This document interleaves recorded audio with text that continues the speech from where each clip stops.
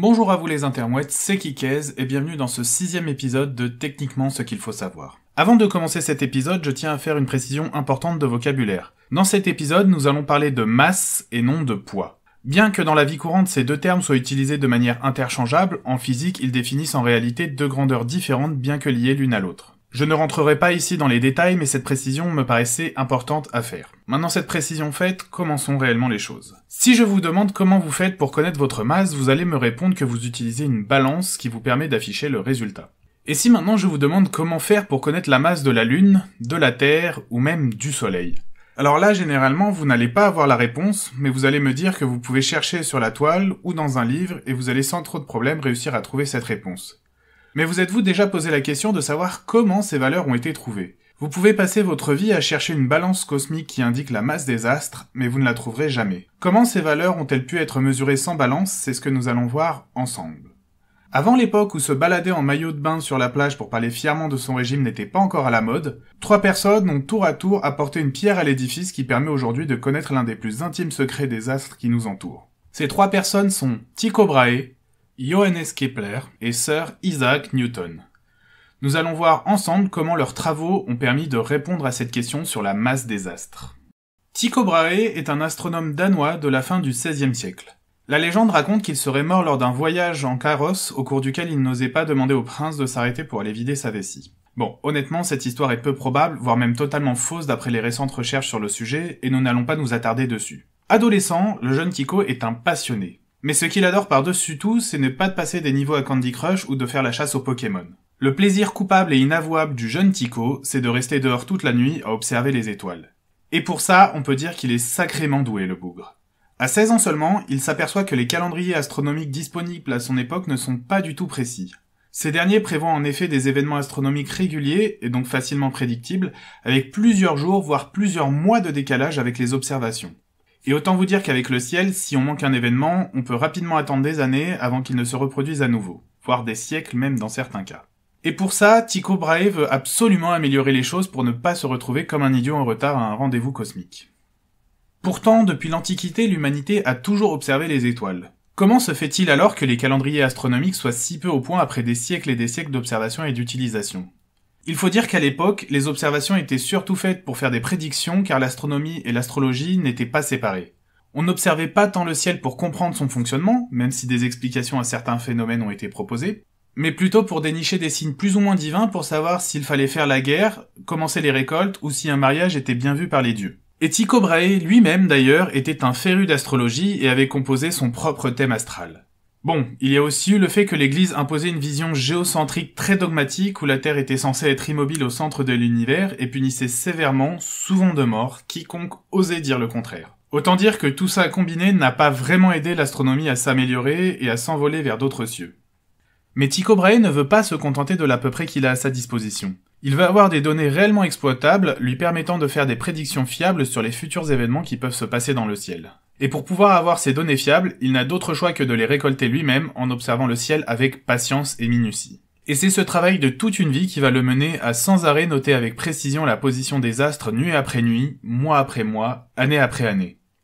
Et Tycho Brahe est vraiment un observateur hors pair pour son époque. Il est d'ailleurs reconnu comme le plus exact des observateurs par ses contemporains, et l'un des derniers à observer le ciel à l'œil nu, puisque quelques années après sa mort sera inventée la lunette astronomique qui va alors totalement révolutionner la connaissance du ciel.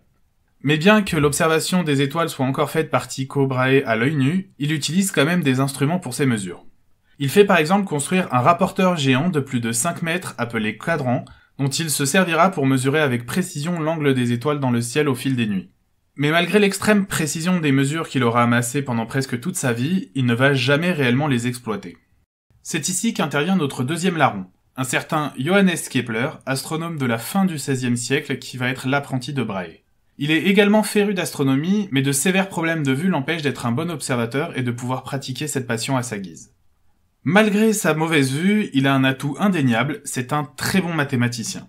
Et c'est pour cette raison que Brahe va lui confier en 1600 une tâche extrêmement ardue sur laquelle il bute lui-même depuis des années, à savoir calculer la trajectoire de la planète Mars. Ce travail, en apparence simple et qui devait être réalisé en quelques semaines, s'avère être si long et complexe qu'il faudra plusieurs années à Kepler pour en venir à bout. En effet, il ne faut pas oublier qu'à l'époque, il n'avait ni calculatrice ni ordinateur et que tous les calculs devaient être effectués à la main. Et c'est long, très long. Mais malheureusement pour lui, Brahe ne verra jamais l'avènement de son œuvre et les résultats de ses années d'observation minutieuse puisqu'il meurt à peine un an plus tard, en 1601. À sa mort, Kepler hérite de tous les manuscrits de Brahe et va alors s'attacher à terminer la tâche complexe de la trajectoire de Mars qui lui avait été confiée par son mentor. Chose qui va lui prendre rien de moins que 6 longues années, au cours desquelles il ne va pas seulement réussir à calculer cette trajectoire, mais également à découvrir quelque chose d'encore plus important. Il a en effet à sa disposition tous les relevés de Brahe pour chacune des 5 planètes connues à l'époque. Mercure, Vénus, Mars, Jupiter et Saturne. Oui, à l'époque il ne considérait pas la Terre comme une planète normale, et Tycho Brahe lui-même était persuadé que la Terre était le centre de l'univers. De plus, il ne connaissait les planètes que jusqu'à Saturne, car ce sont les seules visibles à l'œil nu. Grâce à ses persévérances et aux données de Tycho Brahe, Johannes Kepler va poser les bases de l'astronomie moderne à l'aide de lois qui portent désormais son nom, les 3 lois de Kepler. Ces 3 lois sont donc: première loi, la loi des orbites. Cette dernière stipule que les planètes tournent autour du Soleil sur une orbite elliptique, c'est-à-dire un cercle légèrement aplati. La deuxième loi est la loi des airs. Elle lie la distance à laquelle se trouve un corps céleste du Soleil et la vitesse à laquelle il se déplace. La troisième loi, quant à elle, est celle qui nous intéresse réellement. Appelée loi des périodes, elle lie le temps que met une planète à tourner autour du Soleil à la taille de son orbite. Quelle que soit la planète choisie, qu'elle soit proche ou loin du Soleil, géante comme Jupiter ou minuscule comme Mercure, pour chacune d'elles, le rapport entre le carré de la période orbitale et le cube du demi-grand axe est constant et toujours égal à une même valeur. Kepler n'est pas en mesure d'expliquer ce résultat, mais est quand même conscient de l'importance de cette découverte. Mais en 1610, le célèbre astronome italien Galileo Galilei va commencer son observation du ciel à l'aide d'une lunette astronomique de sa fabrication. À l'aide de ces dernières, il va alors découvrir 4 astres tournant autour de Jupiter. Il ne le sait pas encore, mais ces derniers sont les 4 plus gros satellites de la géante gazeuse: Io, Europe, Ganymède et Callisto. Intrigué par la découverte de Galilée, Kepler se procure alors les données d'observation. Bien que moins précises que celles de Brahe, ces dernières lui permettent néanmoins de faire des calculs. Il découvre que ces 4 corps joviens respectent parfaitement sa troisième loi. Le rapport t carré sur a cube donne la même valeur pour ces 4 satellites, mais cette valeur est très différente de celle obtenue pour les planètes tournant autour du Soleil. Il faudra attendre 1687 pour que l'anglais Isaac Newton donne une explication à ce mystère. En effet, Newton va à partir de la seconde loi de Kepler et de nombreux calculs aboutir à sa fameuse loi de la gravitation universelle. Et c'est justement grâce à la loi de la gravitation universelle qu'il va être en mesure d'expliquer la troisième loi de Kepler, bouclant ainsi la boucle. La loi de la gravitation universelle nous dit que 2 objets s'attirent avec une force proportionnelle à leur masse respective, à l'inverse du carré de la distance qui les sépare, ainsi qu'à une certaine constante g appelée constante gravitationnelle. Là où Kepler ne pouvait que constater sans l'expliquer la valeur t carré sur a cube, Newton va lui en donner une explication concrète. En combinant la loi d'attraction gravitationnelle avec d'autres principes physiques, Newton parvient à exprimer la fameuse constante de Kepler en fonction de données intéressantes. On y retrouve plusieurs constantes de proportionnalité, telles que pi ou la constante gravitationnelle g, mais surtout, on y voit apparaître une masse grand M, qui est la masse du corps le plus massif autour duquel gravitent les autres corps. Grâce à cette formule, Newton est alors en mesure de lier la longueur et la période orbitale d'un corps céleste à la masse du corps plus gros autour duquel il gravite. Ainsi, en utilisant les données sur les planètes, on peut calculer une estimation de la masse du Soleil pour chaque planète. On trouve donc une masse moyenne du Soleil de 1,99 x 10 puissance 30 kg, soit 1990 milliards de kilogrammes. Et de même, grâce à la rotation de la Lune autour de la Terre, nous sommes capables d'estimer la masse de notre planète. De même pour Mars, en utilisant ses satellites Phobos et Deimos, Jupiter avec ses lunes, ou Saturne et ses très nombreuses lunes. Techniquement, ce qu'il faut savoir, c'est donc que nous avons une méthode permettant de calculer la masse de n'importe quel corps céleste grâce au travail de Tycho Brahe, Johannes Kepler et Isaac Newton. Mais aussi géniale que puisse être cette méthode, elle n'en est pas pour autant parfaite. Pour mesurer la masse d'un corps céleste à l'aide de cette méthode, nous avons obligatoirement besoin d'avoir un autre corps gravitant autour de ce dernier. Heureusement pour nous, en dehors de Mercure et Vénus, toutes les planètes disposent de satellites permettant alors de mesurer leur masse.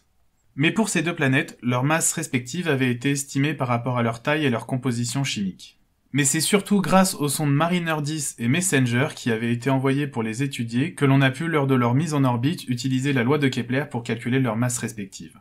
Cependant, si cette méthode est en théorie applicable partout, elle ne l'est réellement que pour des astres au sein du système solaire. En effet, les budgets sont colossaux pour fabriquer et envoyer un satellite et se chiffrent à plusieurs centaines de millions de dollars. De plus, le temps nécessaire pour qu'une sonde atteigne une autre planète dépasse rapidement plusieurs mois, mais ce temps augmente très vite puisqu'il a fallu près de 9 ans et demi à la sonde spatiale New Horizons pour arriver jusqu'à Pluton. Même si cette dernière n'est plus considérée comme une planète, mais ça, c'est une autre histoire. Pluton est une voisine très proche puisque Proxima du Centaure, l'étoile la plus proche de notre système solaire, est située à une distance 7000 fois supérieure à la distance entre Pluton et le Soleil. Pour un corps céleste hors du système solaire, nous n'avons alors d'autre choix que d'espérer qu'un autre objet céleste tourne autour de ce dernier. Mais malgré ce léger inconvénient, l'utilisation de la troisième loi de Kepler couplée à la théorie de la gravitation universelle de Newton n'en reste pas moins puissante puisqu'elle nous permet par une simple observation de calculer la masse de n'importe quel astre tant que quelque chose gravite autour de ce dernier. Et c'est justement là qu'est toute la beauté de cet outil, sa simplicité dans le calcul et dans l'observation. Alors dans la réalité, les choses sont un peu plus compliquées que ça puisque nous avons utilisé une version simplifiée du problème. Mais malgré cette simplification, nous arrivons quand même à des résultats très satisfaisants avec une erreur inférieure à 1%. Mais si ce petit pourcentage d'erreur ne pose pas de problème pour notre estimation, ce n'est malheureusement pas le cas pour tout le monde. Les programmes spatiaux font en effet appel à des calculs beaucoup plus complexes pour calculer avec le maximum de précision possible la masse des différents astres. Mais malgré cette simplification, nous restons en mesure de calculer la masse de n'importe quel corps céleste, à condition qu'un objet gravite autour de celui-ci. La balance cosmique existe donc bel et bien, et elle est simplement mathématique. Voilà, nous sommes arrivés à la fin de cet épisode, j'espère que vous l'avez apprécié, n'hésitez pas à le partager, à le liker et à me laisser des commentaires pour me proposer des sujets que vous voudriez voir traités. Et je vous dis à très bientôt pour un prochain épisode de Techniquement ce qu'il faut savoir.